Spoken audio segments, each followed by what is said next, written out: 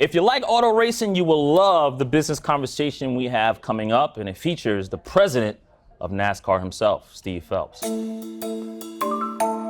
Hello, everyone. I'm Jabari Young here at the Nasdaq MarketSite Forbes Talks, and we are here with NASCAR President Steve Phelps. Steve, thank you so much for joining. I mean, this is your first time at the Nasdaq as well, right? And so we're happy at Forbes we're able to bring you to the Nasdaq, and thank you for coming all the way up from Daytona, and then you were in Connecticut, and now making your way to New York. Appreciate the time. My pleasure. Great to be here, Jabari. Absolutely, absolutely. I mean, listen, 2024 season right around the corner, the 66th annual Daytona 500. It's your 6th year as NASCAR president, right? And I know you've been around the sport and the organization for such a long time, but what is it like being president now? I mean, I'm sure you got it packed now in year 6. Well, for starters, it's humbling being the president of NASCAR. I really, I reflect on nearly 6 years, and it's been quite a journey. I think the cool thing for me is I started as a fan, and that fandom, obviously, I've been in sports a long time. I was at the NFL for a while in Wasserman, and been at NASCAR almost 20 years. Yeah. But being the president's I got a great job. I got the coolest job on the planet, so I love it. You got the coolest job on the planet? I think so. Really? Roger Goodell, Adam Silver, nobody, you got the coolest job. For me, anyway. For you, absolutely. For them, I would imagine they'd feel the same way. Absolutely, absolutely. So much to get into, and I definitely want to retrace those times when you were a kid, right? Growing up in Vermont watching NASCAR. But again, 2024 season, Sunday, February 18th, the Daytona 500. What stands out about Daytona? I know I love it. Never been there before, want to go. But it is. We're gonna get you there for sure. I'm going to come, Steve. I'm on camera now. You got me, right? I know in conversations we've had in the past, I've said it, but now I'm going to come. I'm stuck. On the record. Absolutely, absolutely. I mean, but this race is always one of the premier sporting events of the year. It may not get the hype like the Super Bowl gets, or maybe the Game 7 of the NBA Finals or the World Series, but it is its own thing. I remember when I was first getting into NASCAR, when I was working at my previous location, and I was really just geared into the sport. I had a chance to visit the Dover track, and I fell in love with it. My daughter fell in love with it. I was mesmerized. I go around telling people all the time, do you know what my favorite daughter's sport is? It's auto racing. I lie to you not. It is. She loves the vibration. She loves the noise. She loves it. And what kid doesn't like racing?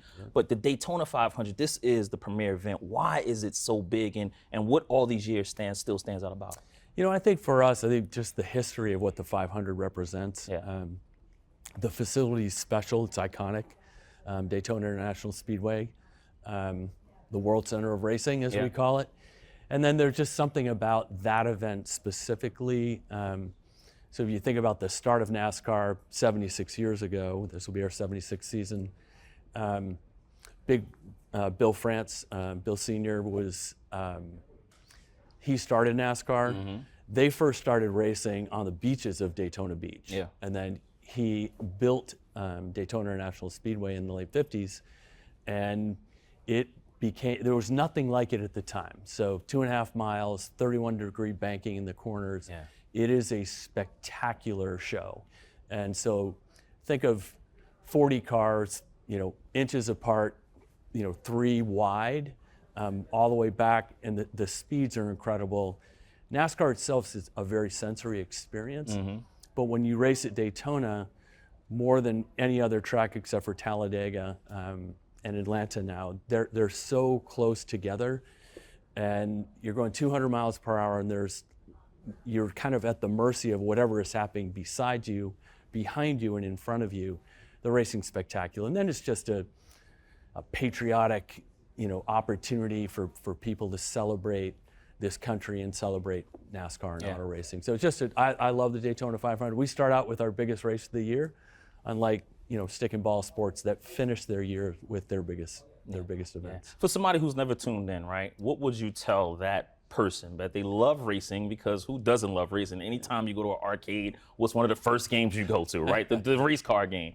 But what do you tell someone who's maybe never consumed the Daytona, never consumed NASCAR, but they watch this and they could be curious about what it's like? Yeah, I think, for us, we want to your point, we want to get people to put NASCAR in their consideration set. Yeah. And if we're able to do that through things like, the Netflix show, that Full Speed that's come out, and it's just a kind of a love letter to NASCAR and what happened in our playoffs last year, and showcasing these personalities and incredible racing. And it's just, I think it's different than what people think it is, right? So when you go to Dover with your daughter or any other race, or watching on television, it's a very, the experience itself when you go in person is different. And we always say, hey, if you go to one NASCAR race, you will be a fan for life. Yeah. And I believe that to be true, because the experience is unlike anything else. Absolutely. Right? It's very, family, community, very patriotic, and then there's the noise, right? And the visual excitement that comes with it, and touching all the senses, right? Yeah. You can smell it, see it, feel it. You can touch a car, as long as you're not touching it too hard. No. But it's just it's a great sense of community. It is. It really is. I'm telling you, like every time Dover got rained out last year, so I couldn't go. And now the year before that, the race got rained out a little bit. And so we spent halfway. So I'm praying for good weather this year. Yeah, I know Dover's had a couple of tough years. Yes, I'm praying for good. Monday finishes are no fun. They're not. And so I got to maybe switch it. We had 4 of those last year. Absolutely. I got to switch And then really close for a 5th, which is our Chicago street race. Yeah. But listen, you see the excitement, even I, right? And I'm not a hardcore NASCAR fan, but I am a fan. Have around the sport. Maybe that is why the TV execs decided to give y'all a 40% bump as far as media rights, right? It's no surprise. Again, you re-up $7 billion with the new partners, bringing in Amazon now, Warner Media, still TNT Sports, rebranded, Fox and NBC stick around. I heard you say in plenty of interviews how it was important that you have a good mixture of all of those, right? Broadcast, streaming, and cable. Is that where the ecosystem is now, where you must make sure that you have a little bit of both and not maybe put too much towards streaming? I think so. I think it's a nice balance for us. So our current partners that we have for our 24 season, Fox in the first half, NBC in the second, they clearly wanted to come back, and we wanted them back. So the incumbents, they essentially gave up inventory, both of them, that we could create, what we'll call the summer series. So Amazon with 5, and then Warner Brothers Discovery or Turner Sports, TNT Sports with 5 as well. And then practice and qualifying might sound boring, but huge numbers come and watch practice and qualifying. So that will be on Amazon for the first half of the year, and on TNT and Max on the second half of the year. And I think it's important, right? You're kind of hedging your bet, right? I think no one really understands what's going to happen with the cable universe. Streaming is clearly here to stay. We thought Amazon was the right partner. They're a force, and I think you see what's happened with the NFL, and I think people are surprised how well they've done on the NFL. And I think that Amazon Prime Video and the sports world will have a long history together. We're thrilled that they're here. We think we had a great mix, and then we actually have a 5th media partner, the CW. That's right, yeah. Who will do all the partly owned by Paramount and Warner, so it's a good media mix that you have there. We're really excited about what 25 is going to be for Absolutely, us. yeah. Here again, we'll bridge in 24 to get to 25. And we're in a phenomenal year this year. Well, I'm not trying to get ahead of myself. No. Listen, we got an election year to get through, right? There's a lot of stuff that got to happen in 2024, Steve. So let's hope we can get to 2025, right? But here again at the Nasdaq MarketSite, when you again feeding off that conversation about media rights, when you look at the landscape, right? What do you see? We just was talking about Amazon. I've been impressed with them. When they first got into the NFL, it was a little bit sticky. I mean, the streaming was a little bit, but they've gotten it better. And now you hear that they are getting into the RSN business, and it only makes sense, right? We know what geofencing is, and they know where their consumer is, and it only makes sense, I thought, for a very long time that Amazon's in. But when you look at the media landscape, having just come off a media deal, what do you see? Well, I would say, in a word, the media landscape last year and now is challenged. Yeah. And we've seen that, right? The Pac-12 doesn't exist today because of the media rights market and how difficult it was. And that's hard because it was, up until 18 months ago, it was a very frothy market. It just was. It was white hot, and the rights fees were going up and up and up. So for us, in a very difficult market, 5 of the top 6 largest deals in sports media last year were ours. And we're proud of that. And I think it speaks to the, where the sport is. Right now in sports, it's really must-have versus those that are not must-have. So premier properties like ours are able to drive significant fees. And if you really are not in that kind of rarefied air, it's difficult. You're going to make difficult decisions on distribution. There'll be difficult decisions on money. And what is it that you want to do and what is most important to your property? So for us, the next 7 years of these media rights partners that we have, these partnerships, we need to make sure that we continue to grow the sports. Attendance up for us, ratings are strong. I think we're going to have the best year we've had in a decade in 24. I really believe that. I think the ratings are going to continue to increase. We had 50% more sellouts last year than we had the year before. We are a sport that continues to innovate and being bold, that's leading to successes, and we need to continue to do that. Yeah. I know NASCAR is very private with their attendance figures, right? But if you can give me an average or an estimate as to how the attendance has been over the last 2 years, sure, what would that number be? I think last year we were up 8%. Right. Across all NASCAR Cup Series properties. I think we'll see 8% from the previous? For previous year. Okay. I think we've budgeted another 7% up this year. We had 12 sellouts last year. We had 6 the year before. Yeah. We are going to have more. We've already announced, like Daytona 500 sold out 2.5 months ago. Our race in Iowa, which will be the first time we've raced in Iowa in a Cup race, that's sold out. Our championship race will be sold out, probably by March. Yeah. You can feel that momentum coming, and when you go to the racetrack, it has an energy level that we just haven't seen in a decade. Yeah. And every year you can feel it getting better and better and better. So it's exciting. Take me back, right? You grew up in Vermont, right? And the young Steve Phelps at age 5 saw your first NASCAR, race. Speed Racer was your favorite show. Why Speed Racer? I'm not really sure. Maybe it was that love of racing, right? Yeah. And so my brother and I was a year older than I, we'd watch Speed Racer. And so, I went with my dad. He took us to our first NASCAR race, small racetrack in Milton, Vermont called Catamount Stadium. And my dad, who was from Vermont, and actually the town it was in, Milton, Vermont, that's where he was born. Mm-hmm. And so he was nice enough to say, hey, you're going to root for these 2 guys who were from Milton. And I'm like, I'm not rooting for them. I'm rooting for the white number 5 car, like Speed Racer. And he's like, no, you're not. So I secretly did. I just didn't tell him. So at any rate, it was, I love NASCAR. I've always been a big NASCAR fan. It kind of gets in your blood. And so for me, I certainly approach my job as what it is, right? It's a business.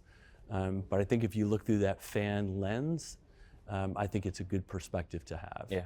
And so I try to do that in all the decisions that we make. Yeah. Well, we have something in common because when I was young too, I also wanted to be a fireman, right? I heard the trucks, I saw them, oh, that's cool, I want to be a firefighter. But then listen, you grew up and you went to the University of Vermont, Boston College after that to get your business degree, and then you start working at American Home Products, where you were in charge of the Chef Boyardee brand.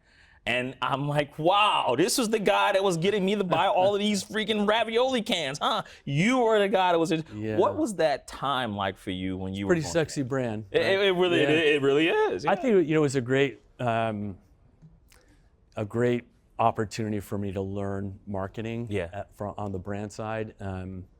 I was there for 3 years, and then I went to Guinness. Yep. For a little bit, and then started the NFL deal. But listen, working on the Chef Boyardee brand, it was $1 billion brand at the time, and kind of cutting your teeth in what it was to be a brand marketer, that was really important. Yeah. And I learned a ton, and that really helped me. I wanted to get in sports my whole life because I thought it'd be really cool because I love sports, love participating, love watching. And then I had an interest in business, and so I thought, hey, I can combine and do this sports marketing thing. I didn't even know what that meant, honestly. But it seemed to have worked out okay. Yeah. And, but right here in the city. Absolutely. 685 3rd Avenue. Yeah, well, I mean, listen, not too many people can say that they've spent a lot of years in NFL. And before you go to Wasserman, that's where that time was spent. Yeah. But I noticed, and talk about that in a minute because I really want to get your opinion on leadership pipelining. But, you hit a wall in the NFL where you can no longer, your trajectory was done and you wanted to do more, right? Take me at that process. Like, how do you get over that and how do you talk yourself maybe to not staying? Because a lot of times I think maybe as an employee, you get to a place, you look around, you can't go anywhere, you got to stay. But how does a Steve Phelps get out of that? Yeah, so when I left the NFL, the last 7 years I was at the NFL, I ran their corporate marketing or sponsorship group.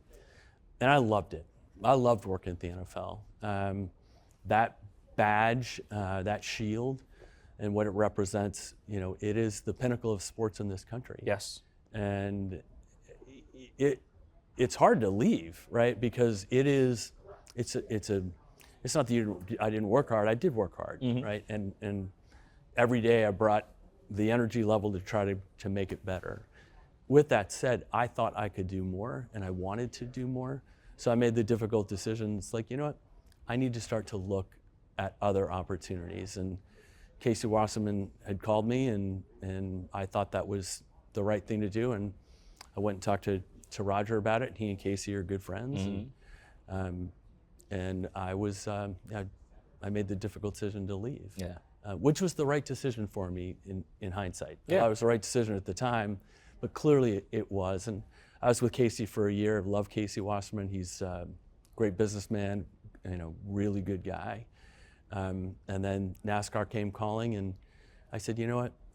I love myself some NASCAR. I'm going to go. That's really, yeah. And I did. Did Speed Racer pop back up in your head when you got the race? I don't think it was more just kind of NASCAR fan. Yeah. And that's kind of a neat deal. And I think if you think about my background in that kind of marketing, sponsorship, what better place than at NASCAR? Because we love ourselves some sponsorship at NASCAR. Absolutely. Which is great. It's representing brands, on the cars, as officials at our facilities.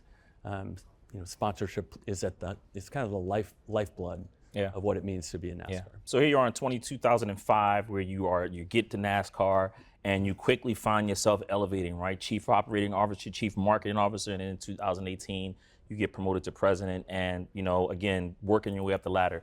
What advice would you have for that individual that maybe is starting off in a company in 2005, like you were at NASCAR, trying to work their way up to a president's position? Like, how do you get there, and what advice would you give that person that maybe wants to follow in your footsteps? For me, everyone's different, right? And everyone has their own management style, leadership style. For me, at the base of all of it was really a work ethic that was really strong. Yeah. And so when I started an American-owned product, I made a pact to myself that I was not going to be outworked by. Was it over Chef ID when you made the pact? It was. It was okay. It was, yeah, the chef. And that was important. Yeah. And that, I'm not the smartest guy on the planet, I know that, but I'm not going to get outworked. And then really it's just the relationships that you build was an important part of that too. Yeah. So, if I say I'm going to do something, I'm going to do it. And I think that people saw that I was sincere, I cared about them and cared about the business, and you combine those two things, and that is, I think, significant part of my success. Yeah. So I think different people have different ways to get to wherever they're going to get to, so no two people are alike. Again, leadership style, my leadership is, I want to lead from the front, and I want to, people see that I'm not going to ask them to do something I wouldn't do myself. Yeah. And I have. Yeah. And that's an important part to Absolutely. Yeah. We're going to be disruptive. We're going to be bold. We're going to do things our authentic way. We're not the NFL. We're not the NBA. We're NASCAR. Those were the words you told me in 2001, right, when me and you spoke. And when you get promoted to president in 2018, who would have ever known that you would have to face what you have fought the country, the world, in March 2020 on out, right? But I know you guys were in an interesting time. You had banned a Confederate flag. You were going through some turmoil. Look back at 2020, right? Where has NASCAR gone? Where is it at? And where is it going now? Yeah, I think So the previous fall, we had merged with our sister company, which was the public company that owned the 12 racetracks. Yes. International Speedway, right? Yeah, International Speedway Corporation. That's correct. And so we merged with ISC in October of 2019. And as the calendar flipped to Jan 1 of 2020, I'm like, I got to put these two companies together. It's going to be super difficult. That's going to be the number one most difficult thing we were going to face in 2020. Well, not so much. Yeah. March 13th happens. We shut down in Atlanta, which is where we were racing that weekend. And then my senior team and I, starting that following Monday, we started to build a plan to be the first sport back to competing, which we were. And so mid-May of 2020, 72 days after we had shut down, we went to Darlington Raceway and we raced. And then 3 days later, we raced again. And then 5 days later, we raced again. And that was the start of it. And so we were the first sport back to competing, major sport back to competing during COVID, and the first sport back to competing in front of race fans, which we did in June of that year on a limited basis. But it was really the events of June 2020 that I think will forever change the trajectory of where the sport goes, right? And it has changed it, which was kind of the stance we took on social justice. We banned the Confederate flag in that same month. What had happened around Talladega and Bubba Wallace, and the noose that was found in the garage, which ultimately had been there before. We didn't know that at the time, but it really, what has happened to this sport, you can point to June of 2020, where the success that we've had since that time and our efforts in diversity, equity, inclusion, and being true to that mission has led to significantly more fans, younger, more diverse, more women. So just from a fan base standpoint, that's working. From an ownership basis, right? Michael Jordan, Pitbull becoming owners of the sport. The corporate base continues to change. We are in a different place than we were. Yeah. And I think if you look at the single most important thing that happened in the sport, obviously when it was founded by Bill Sr., I actually think June of 2020 will change for us. I think it's actually the second most important thing. And then you combine that with a COVID world and what we were able to do with the pandemic and getting back to racing. It was a very, very important year for the sport, and I'm proud of what my team and I were able to accomplish. And importantly, not just NASCAR, but our race teams, the racetracks we don't own. And you really had this coming together of an entire sport that made that work, which was scary times for sure. Absolutely. When you think about that time, Steve, and you look, and we've had some success, and then it feels like we're reneging, right? And you hear diversity, there's war on diversity. When you look at where we are as a country, do you feel that there's war on diversity? And if it is, how does NASCAR go about it where you guys are fighting back, saying we're not going back to where we were? We are not going back. I say it right now, we're not going back to where we were. Our whole thing is about being welcoming, right? Welcoming environment. We said that in 2020. Right. Absolutely. So when you come to a racetrack, your daughter comes to a racetrack, that you feel welcome. And everyone, honestly, and that's what it should be. I mean, this is supposed to be a great escape, right? And so that's what sports does. And I think, our experience is a really cool experience at racetrack, but we're not going backwards. We've had significant success, and we're not trying to exclude anyone or make anyone feel uncomfortable. So if I'm a long-term race fan, what long-term race fans love is to have a newbie come on property and say, hey, who's your favorite driver? I don't have one. Well, this is who you should be rooting for. And here's a beer, or here's a Coke, or here's a hot dog. That's what our community is about. They want to have people come, and they want to embrace that by and large. Listen, you're gonna have bad apples anywhere, you just are. Absolutely. But we're committed to it. We're gonna be committed to it, for decades to come. Absolutely. When you look at the sport again, when I went to Dover, I'm not gonna lie, you see some Confederate flags. They're on the outside of the property. I can't stop that, right?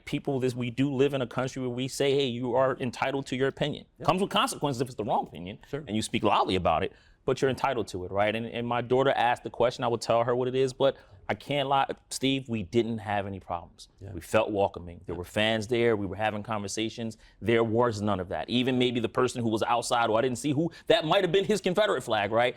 We're at a place now where it's like, you know what, maybe we have to have that dialogue again. And I feel like maybe NASCAR, it can start there because again, you're showing up and I'm showing up and I'm like, man, this is a really crazy, again, we had a phenomenal time there. My daughter always, wants to go back. Yeah, I find it, going back to 2020, I think this is the part that I'm most proud of in some ways, and in some ways it kind of makes you pause.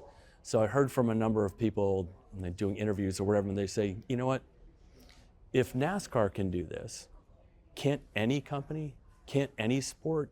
If NASCAR can embrace diversity, equity, inclusion, or be part of the social justice, reckoning, can't anyone? And I think as a brand, it changed perceptions of our brand.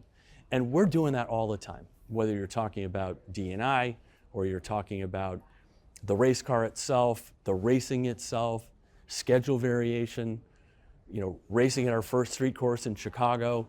We want to be bold and innovative, right? Yeah. We want to be a disruptor, and that's what we're doing. So we get to a place where people are thinking differently about us as a brand, right? Not us as a sport, but us as a brand and what we represent. And I think for us, we're getting people in the consideration set. And that's all we can do. And we get them there, they come to the racetrack, they watch on television or in some other form of engagement, digital, social, whatever that might be. And that's what we need to do. And so that's what we're going to continue to do. My mom yelled at me. She said, next year I want to go to Dover. So she's a fan as well, too. Listen, a couple more things before I get you out of here. Because, listen, we are in New York, and I want you to beat the traffic, right? I don't want anybody to get stuck in this New York traffic here at the Nasdaq MarketSite.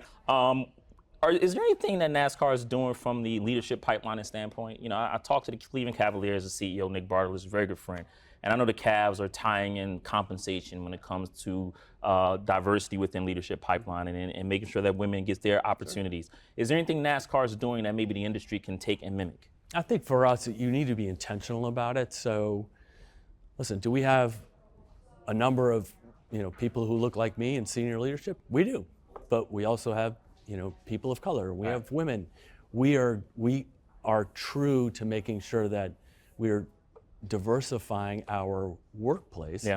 At all levels throughout our organization. So, one of the things we do on an annual basis, we have 36 diverse interns that work in our industry, not just at NASCAR, but race shops, race teams, racetracks, and at NASCAR. And we typically will hire at least 10% of those full time.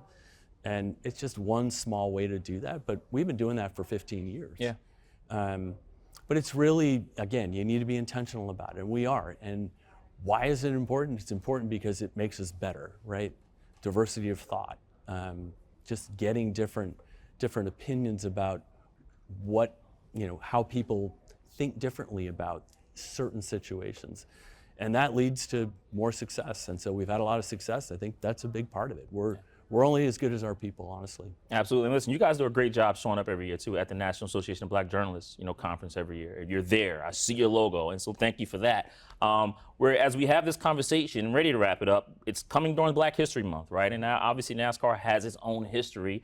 Black drivers, Ellis Bowie Jr., Charlie Scott, Wendell Scott, among the first Black drivers. And now we have Bubba Wallace. You mentioned Michael Jordan, who is really not associated with the NBA anymore, but more associated with NASCAR nowadays, right? He was at the All-Star game that year, but people didn't see he was at Daytona 500 first, got on a jet and came back. Listen, you want to see more Black drivers, right? I know I want to see more Black drivers because my daughter in that very pit, we were behind the scenes and she's looking and she's, Dad, that's Bubba Wallace. And her eyes lit up, right? How can you go about doing that? How can we start to lure more people of color, Black drivers, maybe even more women into the sport?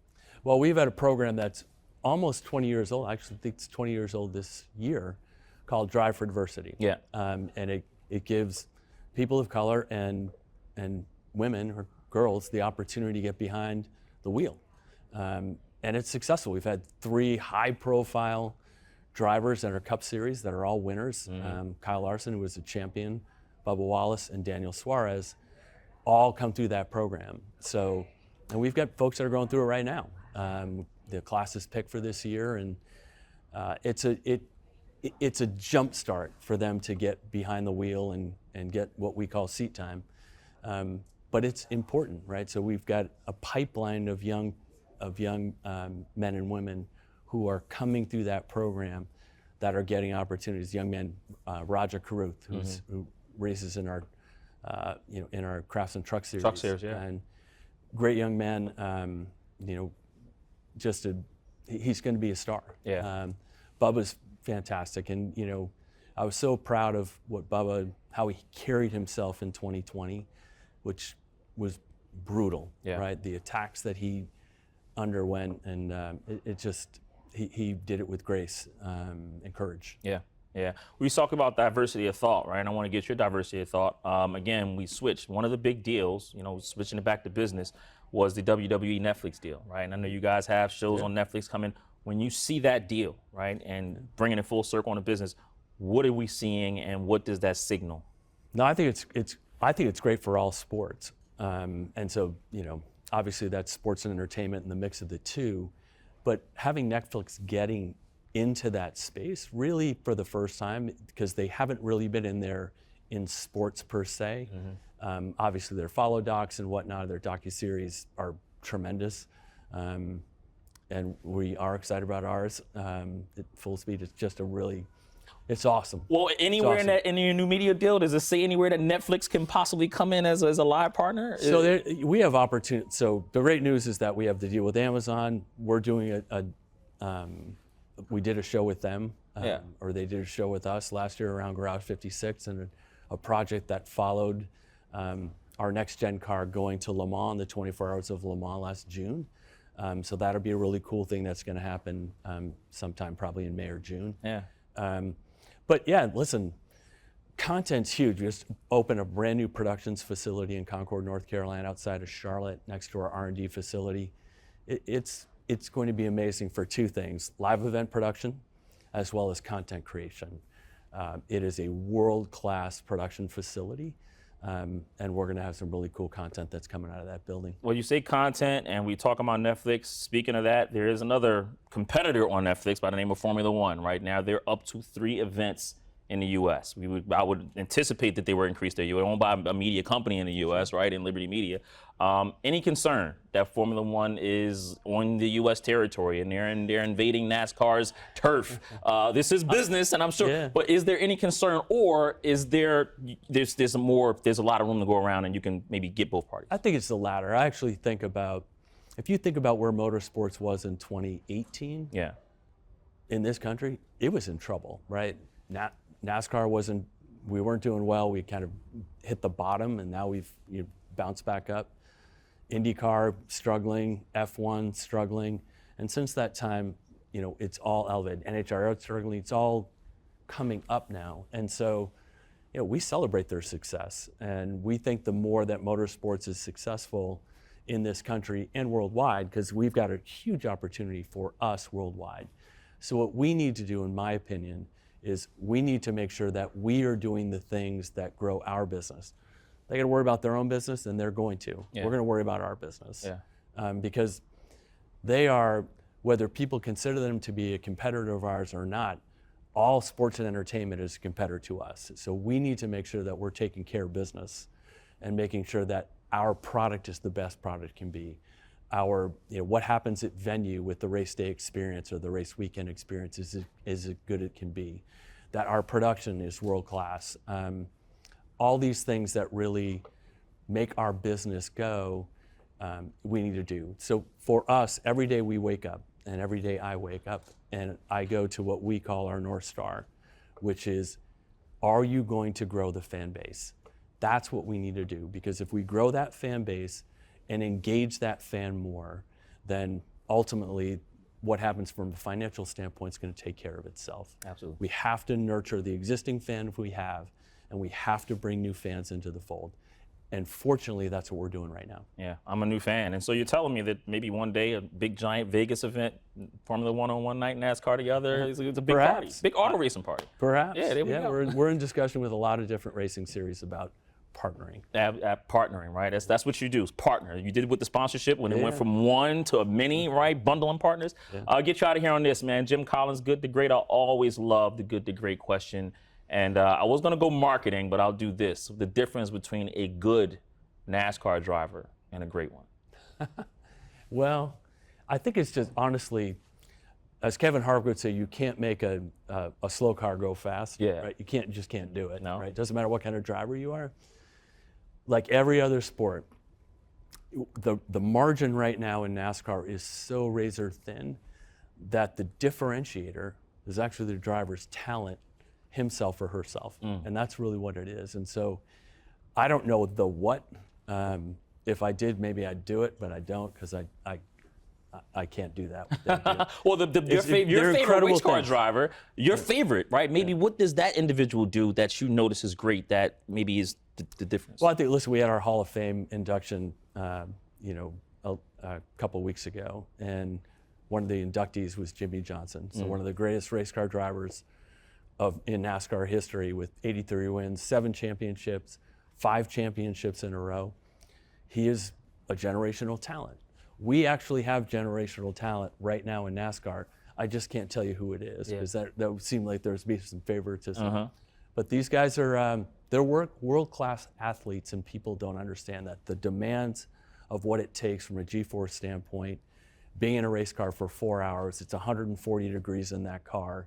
These guys are athletes, and they may not be, 6'8", 280, but they're finely tuned athletes, and they're put their life on the line every time they go into a race car. They do. Yeah. Well, listen, a media partner doesn't pay NASCAR $7 billion if they wasn't athletes, right? So definitely so. Steve Phelps, thank you so much for the time, man. Jabari, it's a pleasure. Glad you were at the NASDAQ for the first time, right here at the Nasdaq MarketSite. Well, I've been by it courtesy thousands of Forbes. of times. Yeah, but you've never been in. Now you've been in. You were sitting down. Great conversation. And listen, I will get down to Daytona. I don't know if it'll be this year, because I'm not through it, and I can't just get on a jet and do it. But I will get down to Daytona. You have my words. Thank you so much. Love Appreciate it. Thanks, Jabari. Steve Phelps here at the Nasdaq MarketSite. Jabari Young at Forbes. See you next time.